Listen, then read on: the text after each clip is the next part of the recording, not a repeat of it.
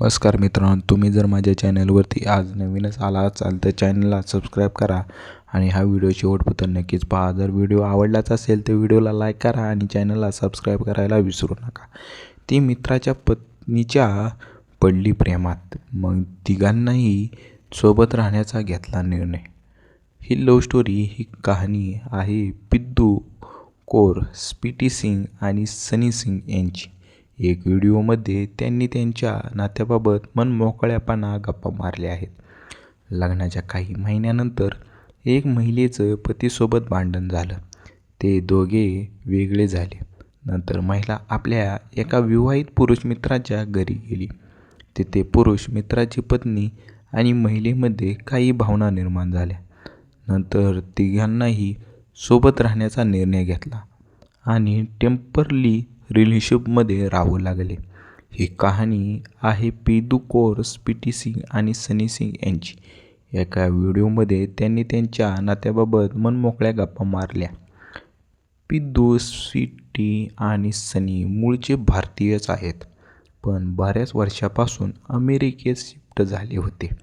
2026मध्ये पिद्दूचं marriage झालं होतं, पण काही महिन्यात पतीसोबत घटस्फोट घेतला.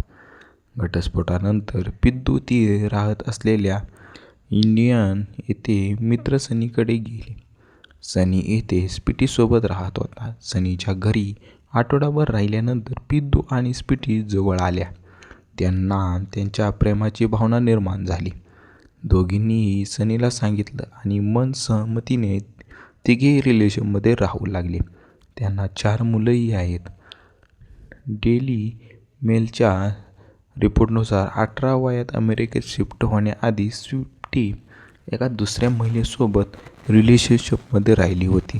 लग्नाच्या काही वर्षात स्पीटीने बिनधास्तपणे सनीला तिच्या समलैंगिक संबंधाबाबत सांगितलं होतं, जे सनीने स्वीकारलं होतं. सनीसोबतच्या रिलेशनबाबत स्पीटीने व्हिडिओत सांगितलं की आमचं दोघांचं एकमेकांवर खूप प्रेम आहे. सनी आणि मी बालपणापासून एकमेकांना ओळखतो.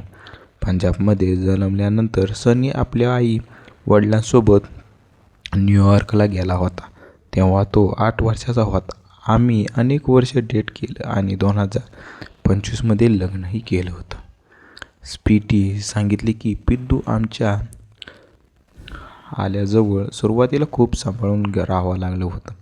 भावानंतर कंट्रोल, जेलसी, रोमॅन्ससाठी वेळेची विभागणी अशा अनेक गोष्टींवर सहमती बनण्यास वेळ लागला.